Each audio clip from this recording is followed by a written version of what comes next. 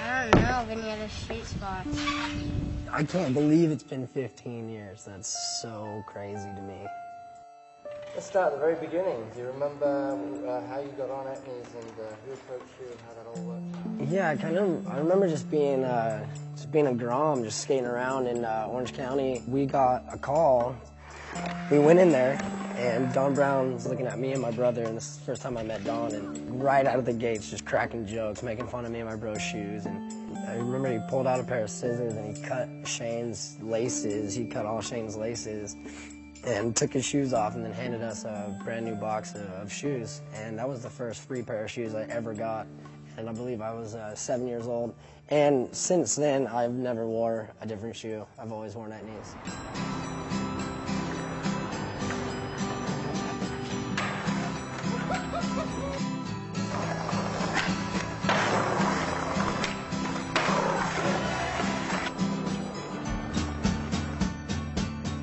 It was good having him around, just with that energy of just everything's new, everything's great, just where can we skate next. The one like really consistent thing that he's had through his career is that he's always had people testing him. But yeah, no, there was definitely bullying, like not bullying, but just kind of like, okay, we kind of got to toughen this kid up. I don't think it was anything like mean, like too mean-spirited. Oh, I definitely got picked on. I got picked on for sure, but it was all love, you know. It's like, because I knew I was a little annoying little kid, like 8 years old, got a bowl cut, wearing a helmet, skating around.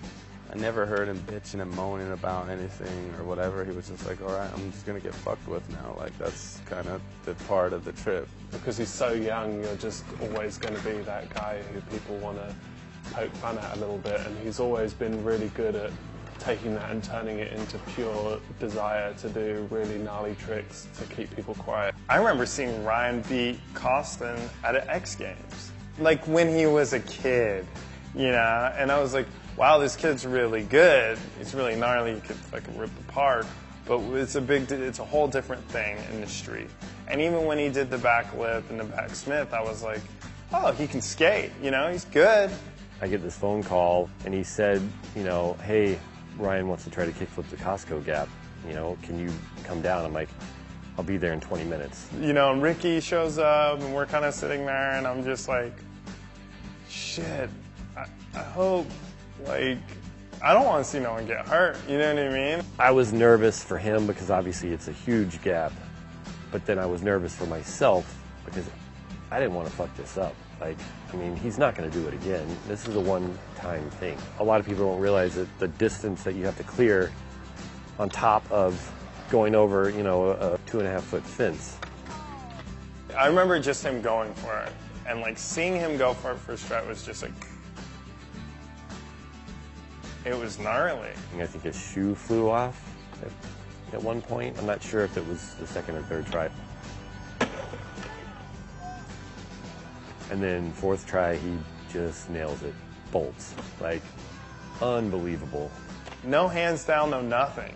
He just like, once he caught it, it was just like, and he just set it down and just, you know, he took the impact. And it was like, at that point, I knew this kid was gonna do a lot in skateboarding. How many covers? Of our magazine, he's had 4, and I've shot in 3 of them.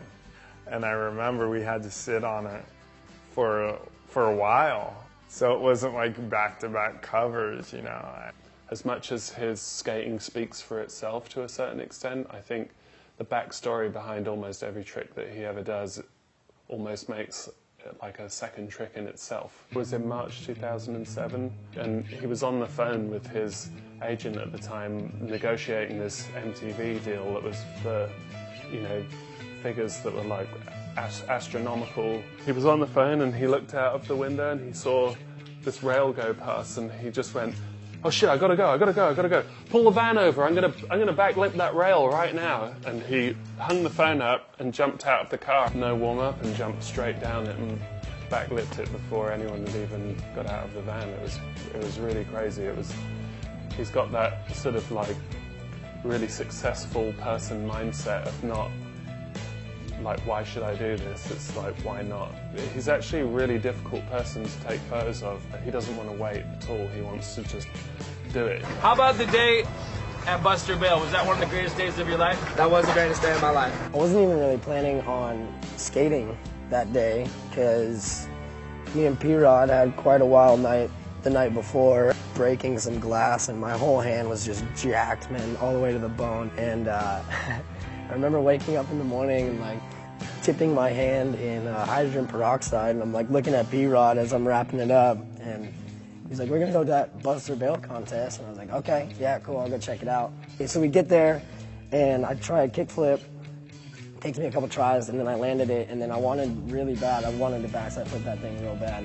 That worked out in like 4 tries, which blew me away. I was like, oh, wow, okay, so I can skate this thing. I talk about it, and people are like, yeah, whatever, Shecler. I was like, fuck, dude, did you know what he did? 1 hard flip, 2 gold. Hard flip, 3 flip, backside flip, back flip to fakes, back flip. And remember you asked me, what I gotta do? And I was like, the rail. Yeah. The rail. Like, nobody got the rail. And I was just like, oh, I'm in this session right now. It just worked. The first international trip I went on with Ryan, he boardside this rail in Sydney because he was a little kid, and the rail's high, so he just like boardside would be kind of the only thing you could do on it. Fucking flying, mate. You know, fast forward 10, 12 years or whatever, I was on a trip with him in Australia. So I think it's the second day that we ended up back at that spot. You know, and Ryan's turned into a full-on beast now. He has the power and everything, so he's just like straight away out of the van, 3 backflips in a row, just. That's when it all came to me. It's like, man, I was here with Ryan when he was just a tiny little kid, and he boardsid this, and now he's just backflipping it every try as a warm-up trick. So all the stuff he does is so gnarly that you can't do that because someone wants you to. The like energy to do that doesn't come from money. It doesn't, you know, it's like just it has to come from you. It has to come from really wanting to do it. You're not gonna try to backflip a rail with a broken foot for a paycheck when you already meant it. Like that's you're just not. You know, everyone's family is really important to them, for sure, but his is especially important to him. I've definitely seen him go well out of his way for his brothers or his mum and his dad. He's definitely really loyal at heart. So it doesn't really surprise me that he's been with Etnies for 15 years. And he's just starting. His career is amazing, you know. I mean, that tells a lot about someone that they can stay dedicated and stay focused on one brand. It's like a family. It is a family. I've been there, you know. I've been on Etnies longer than my little brother's been alive. It's crazy. I really like being hands-on with the whole shoe designing process because I have to wear them all day, you know. So I don't know. I just feel like they give me so much freedom to do what I want to do, and it's a hard thing to get, man.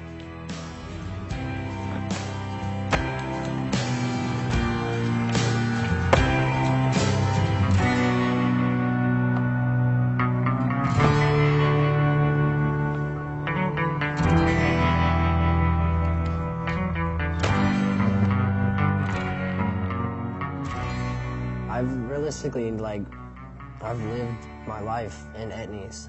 I'm very thankful and very blessed to be where I'm at today and to have the creative control that I do have at Etnies. And, you know, Pierre's obviously gave me a chance a long time ago, and it's still working out. So I'm very thankful for being on Etnies this long.